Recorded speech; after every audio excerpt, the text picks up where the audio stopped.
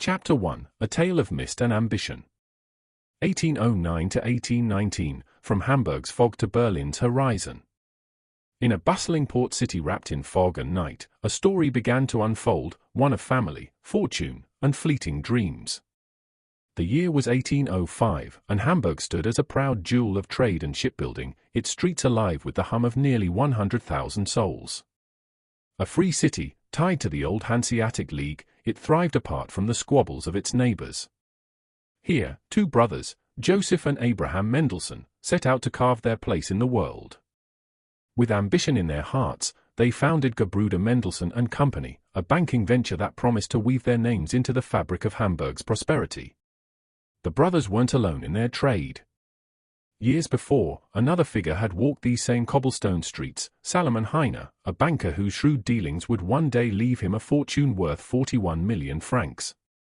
His wealth gleamed like silver, a treasure so vast that his nephew, the sharp-tongued poet Heinrich Heine, once grumbled about its uneven split, too much for the uncle, too little for the nephew.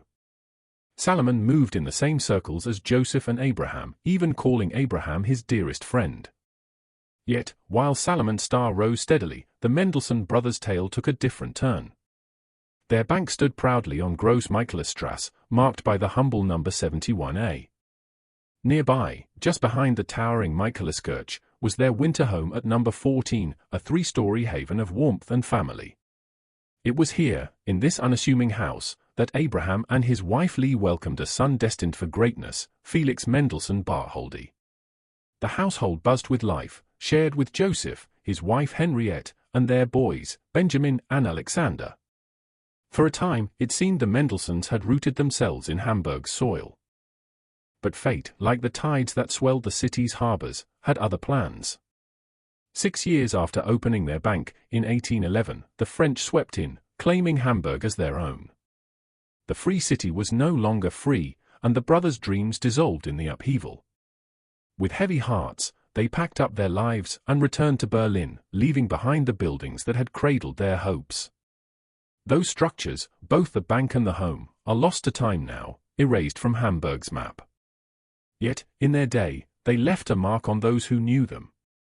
One such soul was Jenny Lind, a singer with a voice so pure she was dubbed the Swedish Nightingale.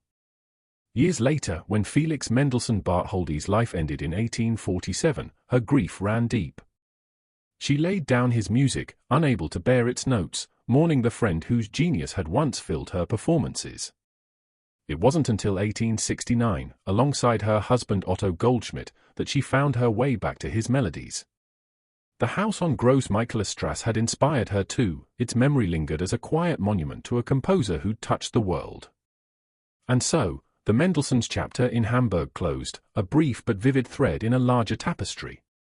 It was a tale of reverence owed not just to wealth or status, but to the fragile spark of a child born amid the fog, a spark that would one day light up the skies far beyond the city they left behind.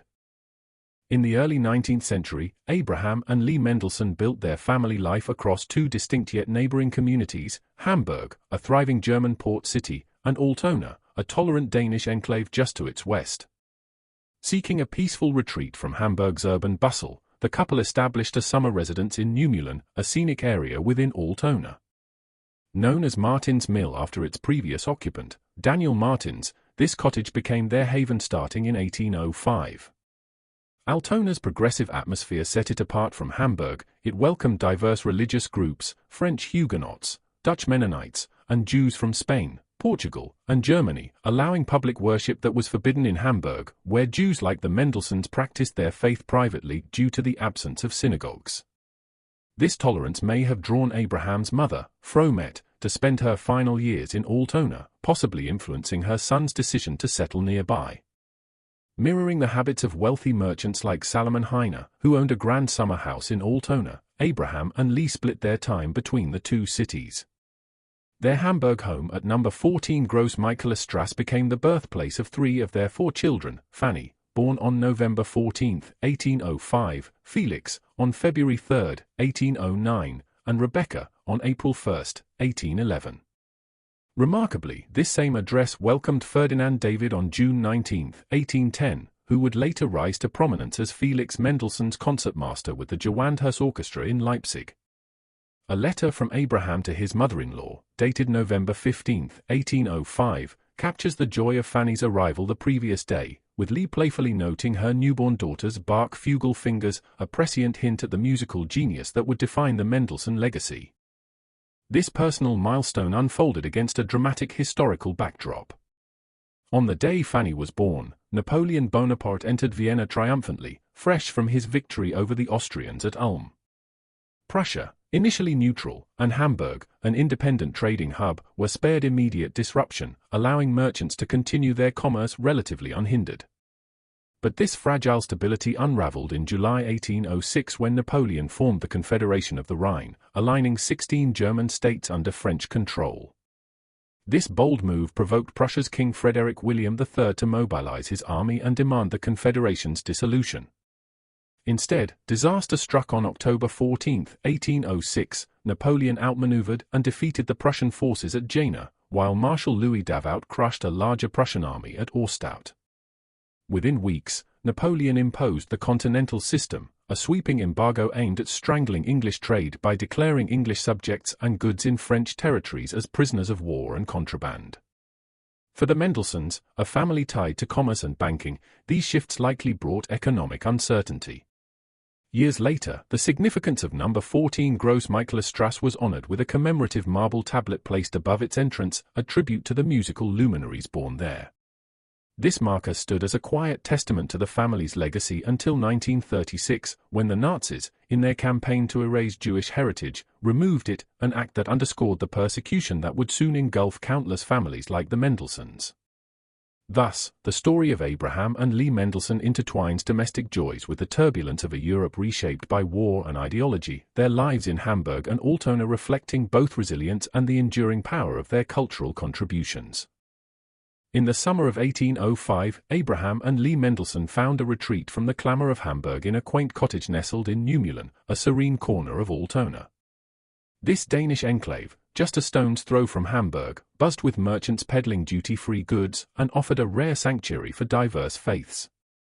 French Huguenots, Dutch Mennonites, and Jews from Spain, Portugal, and Germany mingled here, free to worship openly, a stark contrast to Hamburg, where the absence of synagogues forced Jewish families like the Mendelssohns to pray in hushed privacy.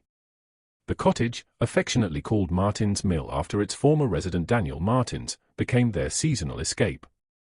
Perhaps it was Abraham's mother, Fromet, who had settled in Altona for her final years, that nudged her sons toward this region when they arrived in 1805.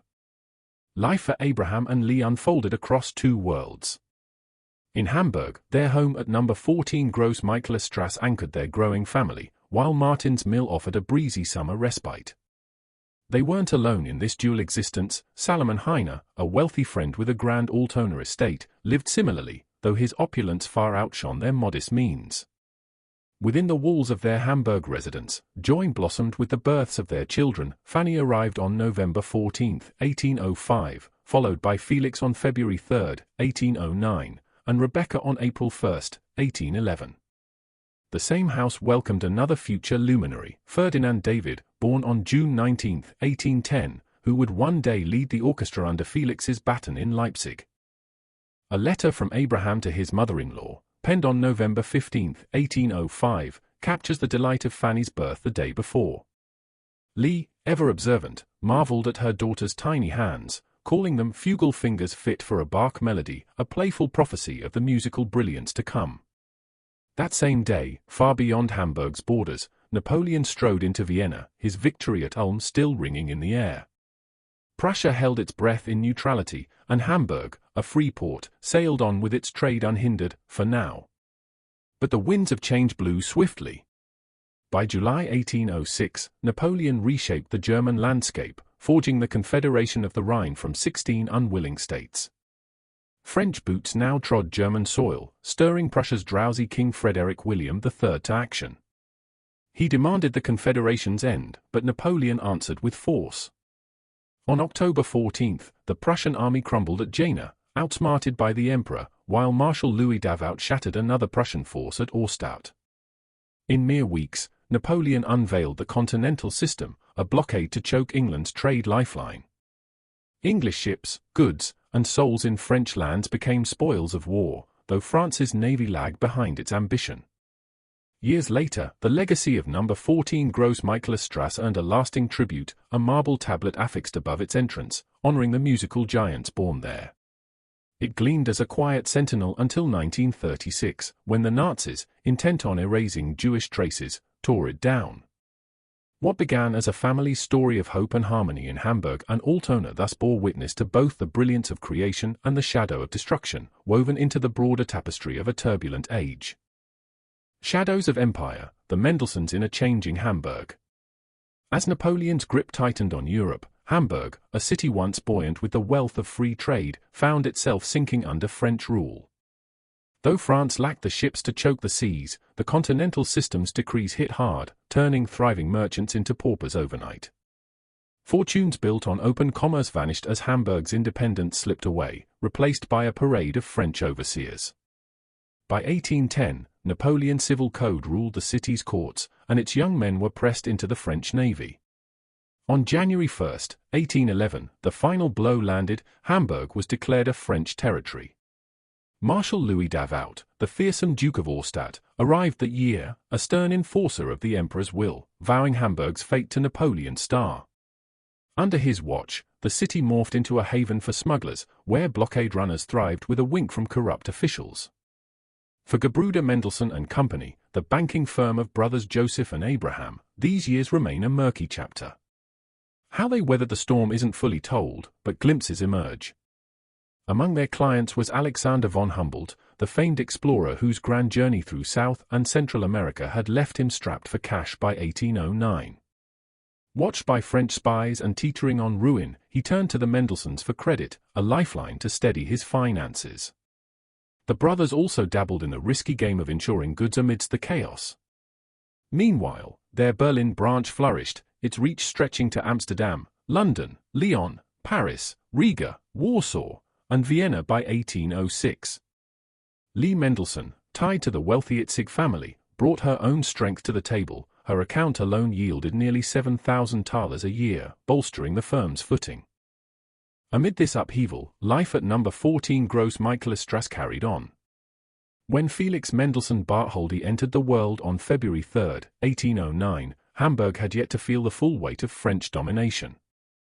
The expulsion of 25,000 residents before the Russian siege in 1813 still lay ahead. Even as an infant, Felix showed his colors, or rather his sounds. A family friend, Jules Benedict, later recalled how the boy recoiled at the blare of brass and military tunes but sat rapt at gentler, sweeter melodies, a hint of the composer he'd become. Lea captured an early snapshot of him in a letter to her cousin Henriette von Pereira-Arnstein in Vienna on May 2, 1809.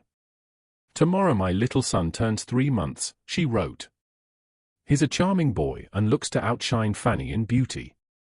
This was a tender jab at Fanny's slight limp, a trait passed down from her grandfather. At 3½, Fanny was already a marvel, reading clearly and stringing words together with a sharpness beyond her years. Curiously, Felix's name doesn't appear in the Jewish birth records of Hamburg and Altona from 1781 to 1811, a silence that hints at the family's private faith in a city without synagogues. The French occupation pressed harder with each passing year, but the Mendelssohns held fast. Their Hamburg days were numbered, though, by 1811, the city's annexation and Davout's iron rule pushed them back to Berlin. There, the family's roots and banking ties offered a new chapter, even as Hamburg faded into a memory of lost freedom and smugglers' shadows. A flight through fog and faith. By early 1811, Hamburg's air grew thick with tension as Marshal Louis Davout, the iron-fisted Duke of Auerstadt, strode into the city as its new governor. Napoleon's annexation had already shackled the once free port, and Davout's arrival tightened the chains. Amid this storm, Abraham and Lea Mendelssohn welcomed their second daughter, Rebecca, in April, a bright spark in darkening days. But the family's footing in Hamburg was slipping. Around this time, Abraham and his brother Joseph tangled with the French authorities, though the details remain shrouded. According to a family tale passed down by Sebastian Hensel, the brothers found themselves in peril, perhaps tied to whispers of defiance against French rule.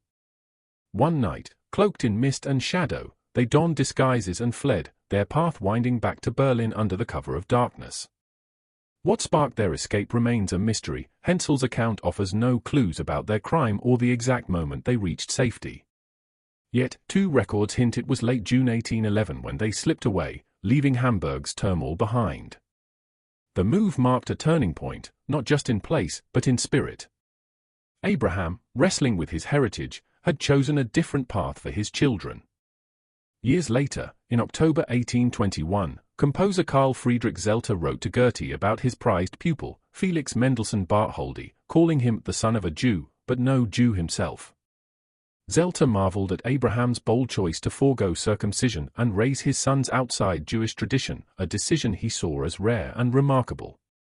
Some saw it as a break from the past. Geoffrey Spazotto, a scholar, noted there's no proof Felix ever stepped into a synagogue or learned its ways. The truth bends further. Felix had been baptized into the Christian faith in 1816, though whispers of a different story surfaced later.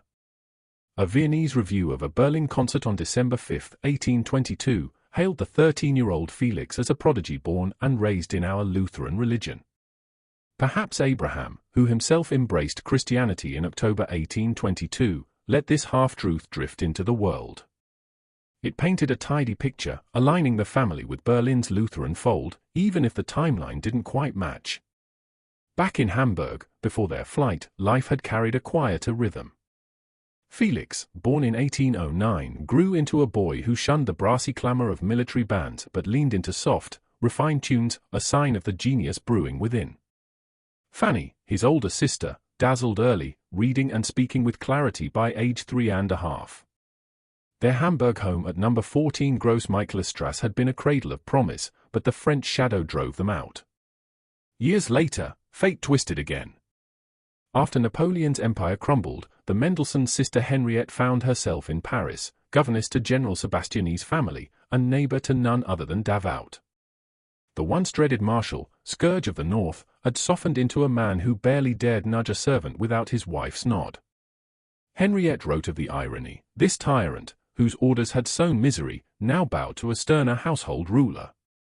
When Davout heard her name, he paused, asking the general if she had kin in Hamburg. I knew very worthy people there by that name, he mused, a faint echo of the Mendelssohns he'd once driven away. A new dawn in Berlin. In the summer of 1811, Abraham Mendelssohn, a man with a deep love for music, made a gift that would echo through time. Having snapped up a trove of Johann Sebastian Bach's manuscripts at a Hamburg auction years earlier, he now sent 43 precious scores, including the Grand Suite in D major and 10 cantatas, to the Berlin Singakademie. Carl Friedrich Zelter, the Academy's director, received them on June 29 and penned a grateful note, urging Abraham to rescue more of Bach's choral treasures. Who else in our age, Zelter mused, besides a few aficionados, could truly grasp their worth?